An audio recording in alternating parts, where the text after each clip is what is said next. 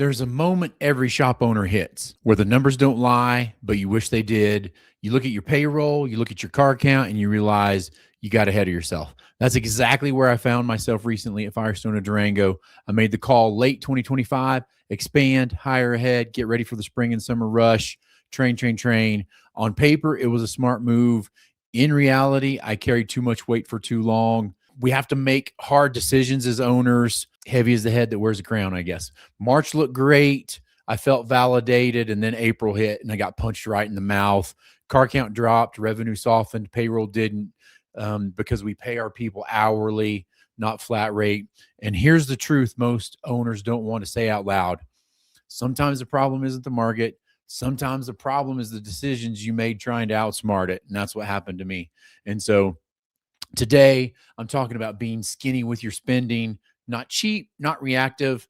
I'm talking disciplined, intentional, leadership driven. All right. Because if your business can't breathe, it's usually because you suffocated it with your own dumbass decisions, which I did. So this episode is about the discipline of spending in your shop, how overhiring, misreading demand, and reacting emotionally instead of operationally can create unnecessary pressure. I'm going to break down how to stay lean, how to make better hiring decisions, and respond like a leader when the numbers turn against you. So, I fell into the expansion trap, I guess. I wanted to be ready for more demand. I set a BHAG, a big, hairy, audacious goal for this year. We did 1.6 million last year. I wanted to get to 2.6 million this year. Through the first quarter, we were within $30,000 of where we needed to be for that first quarter. But man, April just punched me in the gut, right? So if we're thinking about what to call this, let's call it what it is. I tried to get ahead of the curve. I hired through the winter so we'd be ready for late spring and summer. I trained them. I invested them. I watched payroll climb. I watched savings drop. And here's the part most people don't admit. I wasn't wrong with intention, but I think I was wrong in timing. And that's a critical distinction, because in this industry, capacity doesn't create demand. Demand earns the right for capacity. And so I built capacity hoping demand would follow. It's backwards thinking about it now. I think we should have just got punched in our teeth a little bit and then worked through it. You didn't start a repair shop just for it to be an average business. So why does your shop's marketing look like every other shop's? At Shop Marketing Pros, we create custom websites and digital ads. We do search engine optimization and social media marketing that's actually customized to your shop, not templated. Stop waiting for your shop to rise above the competition by chance and book your discovery call at shopmarketingpros.com, because top-tier shops deserve top-tier marketing. The reality check of this is payroll is my biggest controllable expense. Idle capacity is expensive capacity, and hope is not a hiring strategy. Or, as my friend Rich said, hope is not a strategy at all. Okay. So, when the numbers turn, this was my April reality. March gave me confidence. March was the second best month we'd ever had in the history of us owning this shop. And it was within a couple $1,000s of the best month we'd ever had, which I think was like August or September of last year. And I'm like, this worked out. We did great. I think I was onto something here. Car count dropped last month. I have no earthly idea why. We were 50 cars less last month than we were April of 2025. And we were open more this year because we've been open 7 days a week. And we just started that in June of last year. So I'm like, car count will be good. But we dropped 50 cars. And so our average repair order went up, but the car count died. And, there were just people standing around, like a lot of standing around time. And I look at productivity numbers and I'm like, my gosh, what is going on? And I don't know. I don't believe and I don't buy into excuses on what happened, right? It happened. We kicked some dirt over that stuff and moved on. Could have been weather shifts, could have been gas prices, could have been consumer hesitation. I don't know. seasonal lag, but here's the truth. It doesn't matter why at first, it matters how you respond. And so I think too many owners waste time trying to explain the dip instead of adjusting to it. Okay. So here's a couple things that didn't change.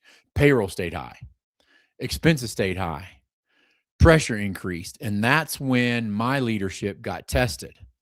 Um, and I had enough thought in this that Kimberly was like, dude, what's wrong with you? Like, there's something going on. And it was me processing all of this and finding out what I needed to do, or figuring out what I needed to do, and then making the hard decisions, right?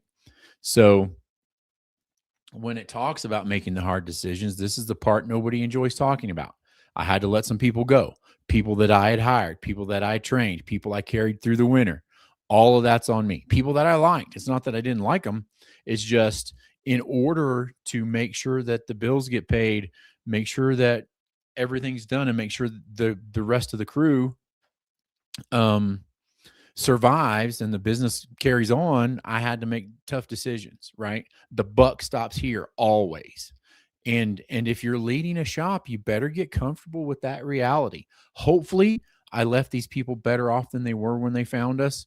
We spent training. We sent technicians to technician training. We hired service advisor coaches to coach the service advisor, and programs and training. Blah. So, keeping people you don't have work for is not kindness. It's avoidance, and it puts the entire business at risk. And this wasn't about performance. It didn't have a thing to do with performance. This was about alignment with reality. Was it a rookie mistake? Yeah, I'll own it.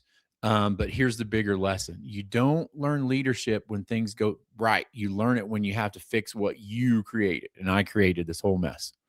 So the title, talking about skinny spending. So when we're looking at skinny spending versus starving the business, let's define this correctly. Being skinny is not cutting everything. It's not running understaffed. It's not saying no to growth. Being skinny is spending aligned with demand, hiring based on proven need, and maintaining flexibility. All right. Some of the key metrics that I watch to do this, or the KPIs: labor hour sold per tech, productivity percentage, car count trends, weekly, not monthly, sometimes daily, and then average repair order. Although here's the interesting part: we started in May, or we're recording this at the end of the first full month, or at the end of the first full week of May, and like our average repair order is $800. It's $400 a ticket higher than it was last year. So what does that tell me? That tells me that the cars are valuable. It tells me that customers are approving work, and it also tells me that declined work is coming back. So what's the issue? Really, the issue is volume inconsistency, and that's a different problem than we don't have good customers, right? So, and if we're talking about that, I want to stop and talk about my sponsor. And this is exactly where most shop owners get it wrong, right? When car count drops, they panic, they cut spending, and the first thing they do shut off is marketing. That's backward thinking. If your volume is inconsistent, you don't need less marketing. You need better marketing. That's why I trust shop marketing pros. They understand the industry. They're not guessing. They're building strategy around your shop's goals, your market, and your capacity, just like they do around mine. SEO, Google Ads, website optimization. It's all built to drive real return on investment, not vanity metrics. And more importantly, they help you stay proactive instead of reactive. Because if your car count's controlling your decisions, you're already behind. So let's think about what's actually happening right now. If we start connecting the dots: average repair order strong, customers are saying yes, declined work is returning. I'm going to stop for just a second and talk about declined work. Declined work is returning because we're giving them something that they declined in the past. We got a 1-star review yesterday. Lady wasn't happy because we did the DVI and looked at her vehicle. She said, "I'm not interested in that. You're just trying to upsell me."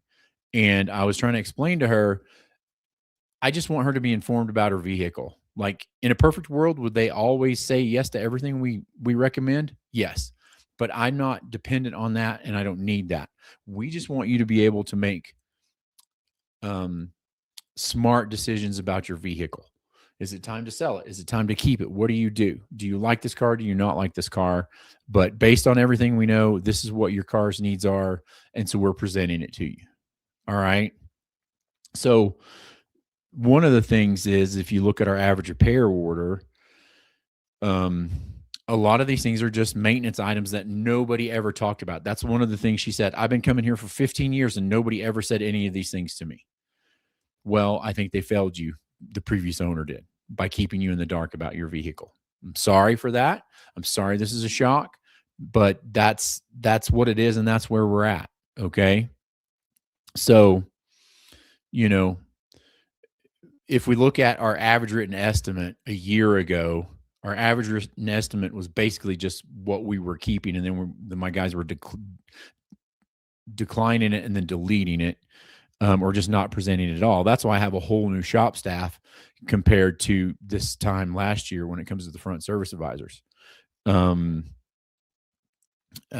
we had to retrain them the correct way, how to write a ticket. Our average written estimate went from $700 and we were getting like an 80% approval rate to now we're like $2,500 and our average repair order is $800.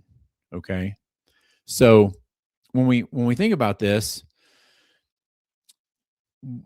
I'm not sure. We're still getting a good mix of new steady customer or new customers. So maybe the pipeline isn't steady. I do know that my follow-up systems matter more now than ever. And I also know that our schedule needs to be actively managed daily. It's really, really hard to teach this. I say yes to everybody and figure it out. I've coached it this way for years, and people are like, what does that look like on paper? That looks like on paper when somebody calls in, you say yes and figure it out. If you always have vehicles to work on, you'll always stay busy. I think some of our people are overly cautious. And then I think people are like, oh, business is slow. Like people, when they pull up to a shop, they want to see cars there. They want to see it busy. You can't be overly cautious. And I'm probably going to do another episode on this, but I'm sure dentists and doctors, this is why sometimes they're just super slammed, is because they overbook because they know 20% of the people aren't going to show. And that's the other thing. We have, we might have 10, 12 appointments in a day and then have 5 of them not show up. That seems to be like that's been a real issue currently as well. People not showing up for appointments, right? So, if I'm thinking about some implementation steps, how do we fix this? What do we do? Number one, I think you need to audit your payroll versus demand. How many hours are you selling versus paying? If you're under 100% productivity, you have a utilization problem. In a heavy general repair and tire shop like us, if it gets below 80, I freak out. But we should still be 80% productive, and we're not. Like we were 50%, 60% on a good week. I had a ton of people standing around. All right. The other thing I looked at is tracking car count weekly, not monthly averages, trying to spot trends early, not after the damage is done. I had Piper go through and do a weekend audit for me to see which day was better, because I'm actually thinking about closing one of those days or both of those days and figuring out how to adjust the shift. But really, Saturdays and Sundays are really big for us. So that was one of the things that I spotted in this car count audit. You got to double down on follow-ups. Every declined job is a future revenue. Build a system around it. Don't build a system of hope. Okay. You got to tighten scheduling discipline. You have to fill holes proactively, and let's don't let the advisors hope the day fills up. Also, somebody needs to be in control of the schedule. If it's 15 minutes past somebody's show up time, you need to text them or call and be like, hey, are you still coming in? What happened? Like we were holding a spot for you and you didn't show up. You need to make it seem like it's an issue, because it is an issue. All right. I think the biggest lesson for me is delay hiring until pain is consistent. Not one good week, not one strong month. Consistent strain earns expansion, I think. And I think that's that's worth repeating. Consistent strain earns expansion. All right. So I really think this is bigger than one shop. I think this is kind of across the industry right now. I think shops are overstaffed from fear of technician shortages. I think owners are reacting emotionally instead of operationally. I feel like marketing is inconsistent still. Productivity is under leveraged. And here's the hard truth: most shops don't have a hiring problem, they have a productivity problem. You don't fix that with more people, you fix that with better leadership. All right. So here's what I want you thinking about this week. Where are you carrying weight your business hasn't earned? Not where you hope it's going, not where it used to be, where it is right now. Because leadership isn't about being right all the time. It's about owning your decisions, adjusting quickly, protecting the business, and moving forward stronger. At Firestone of Durango, we took the hit, we made the adjustments, and now we're rebuilding from a stronger, leaner position. And I know you can do the same. So, kind of put a bow on this. Leadership is earned in moments like this, not when things are easy, not when the numbers are up, but when you have to look at your business, own the decisions you made, and make the hard calls to protect it. At the shop, we took the hit, we made the adjustments, and we're moving forward leaner, sharper, and more disciplined. That's the standard. The standard is the standard. And so now it's your turn. Go implement something from this episode. Don't sit on it. Don't overthink it. I want you to act.